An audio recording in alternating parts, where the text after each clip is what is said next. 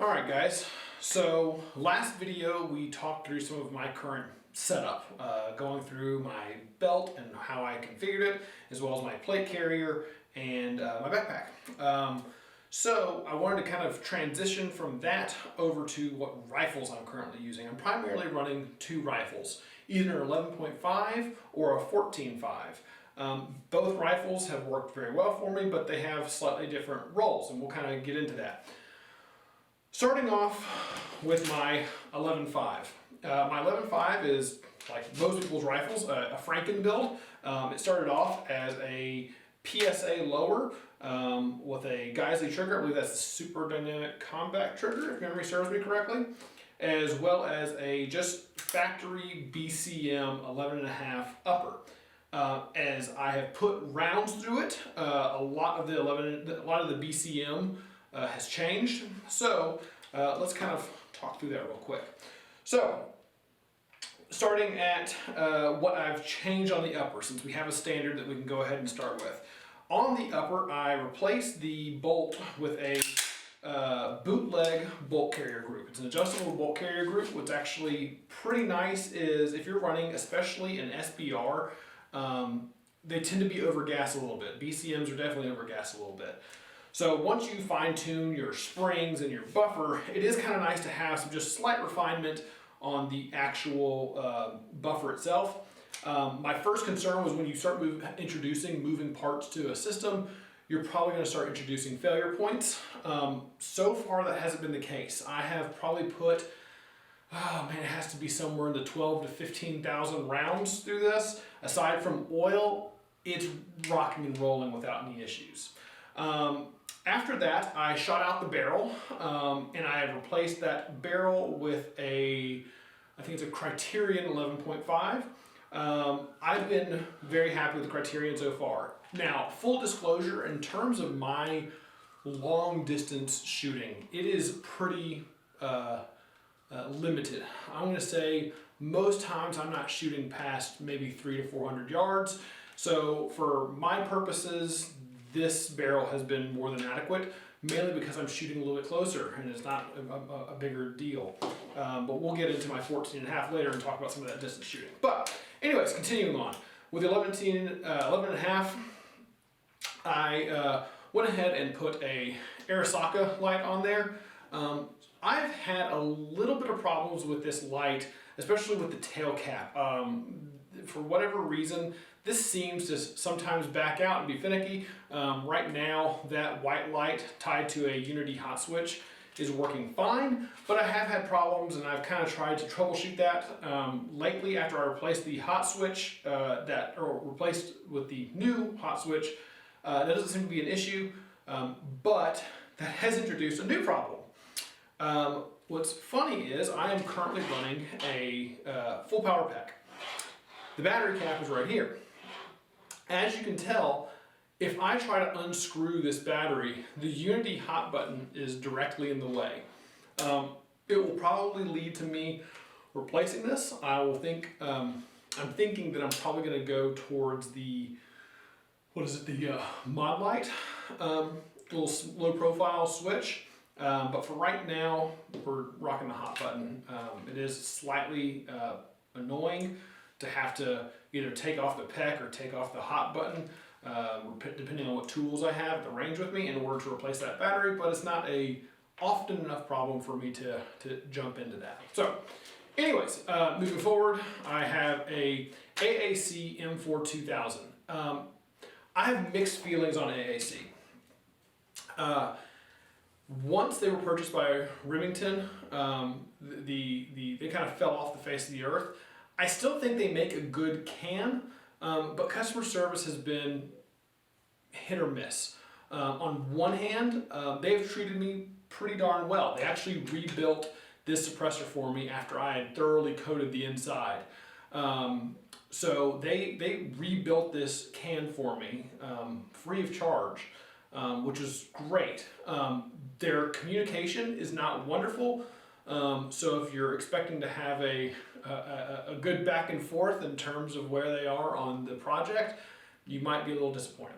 But anyways, Circling back down, sorry it's a little bit chaotic. I went ahead and put the rail scales leaf up front. This is the PEC leaf.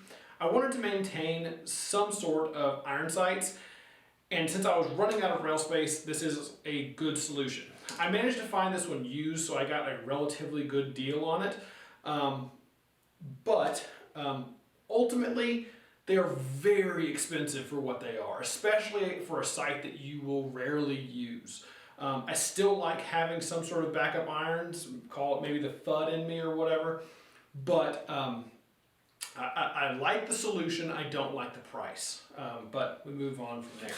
I am still rocking Keymod.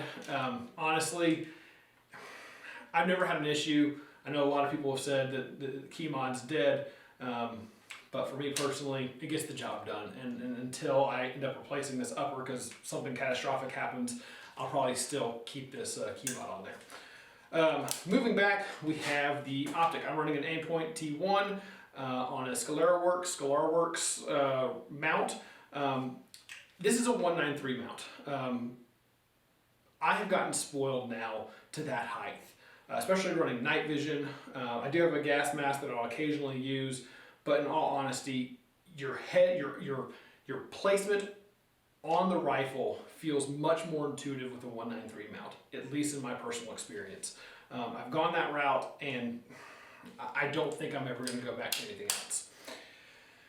Anyways, moving back, BCN, I think mod 1, a little Knight's Armament backup rear, mag pull. I like storing batteries inside the compartments and having something with a little more meat to it. I know a lot of people have gone to a more minimalistic stock, but for my personal preference, this works very well.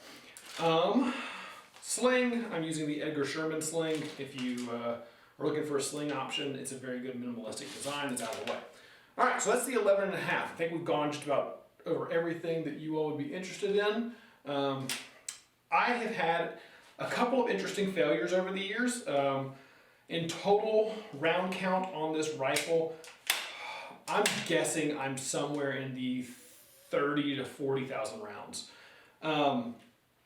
With that, my failures have shown up in I broke a spring inside the trigger. One of the, I guess, what would you call that? The legs of the springs, one of those legs had broken off, and then as I would shoot and that piece would move around, it would bind up inside of certain components. So it was a very hard to diagnose failure that I was having. But once I took everything apart, started cleaning everything thoroughly, I found that piece, and that has since been rectified.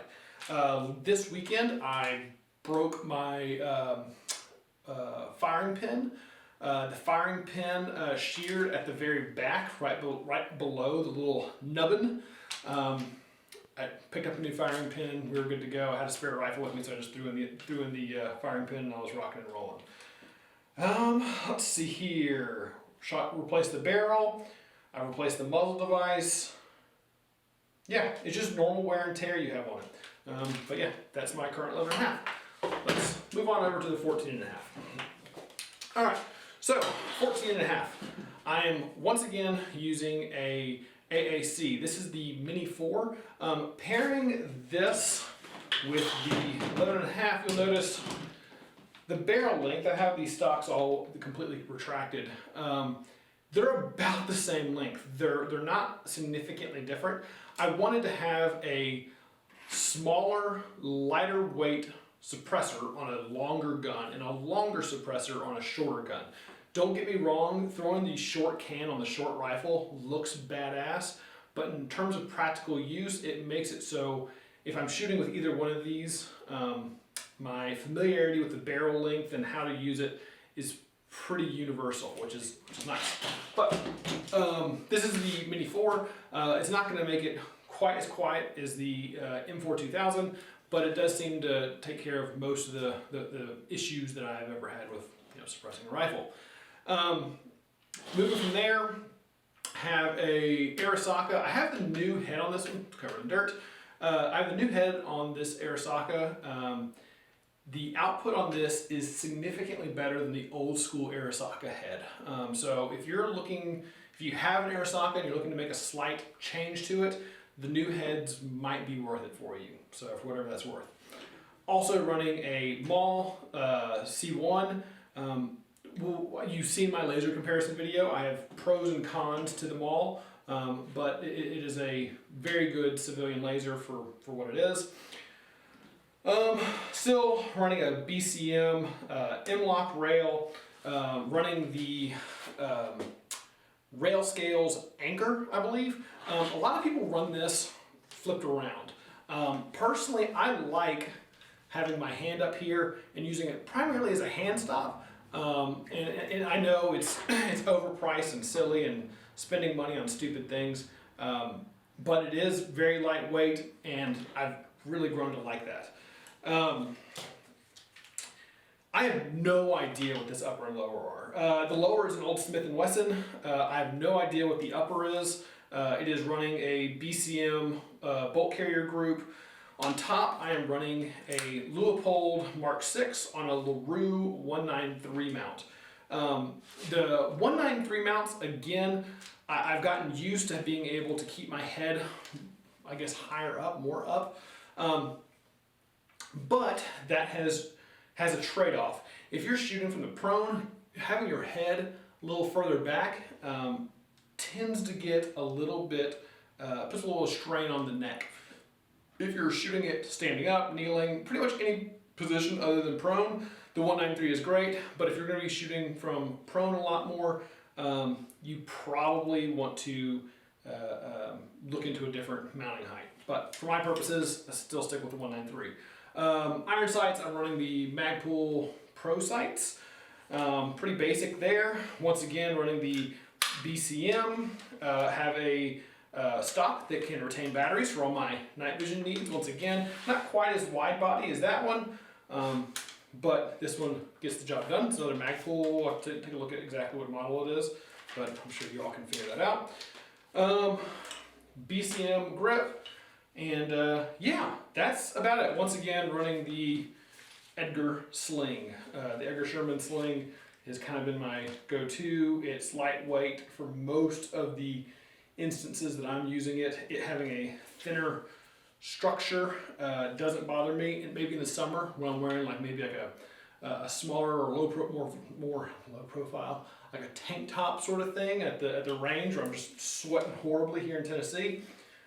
This sling is probably a little smaller. I probably go something a little thicker, just not rub on the skin so much.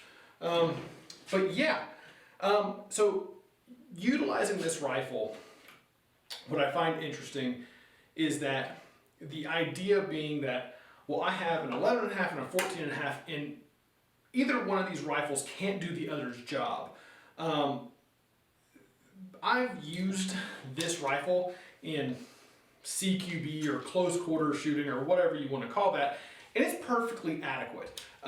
It gets the job done. I will say I'm a little bit slower to pick up my sights on a magnified optic, but when I start shooting at past 100 yards, having the ability to scale that up is great. It works in the exact same way using the 11.5. The 11.5 is ideal for closer shooting. Can I take shots out to 200, 300, 400 yards? Yes. Am I as precise with it? No. But while each one has its strengths, both are adequate at the jobs that they were maybe not designed for. Anyways, that's currently my two rifle setups. The 14.5 does not have a bootleg bolt carrier group in it. Due to the length and the amount of back pressure that's generated by the Mini 4, it did not feel necessary. I might end up picking up another one and testing that out and see if I can fine tune this a little bit more. But for the time being, this, as it comes, seems to get the job done fairly well. Anyways, these are my two rifles. These are the ones I've put a fair amount of rounds through.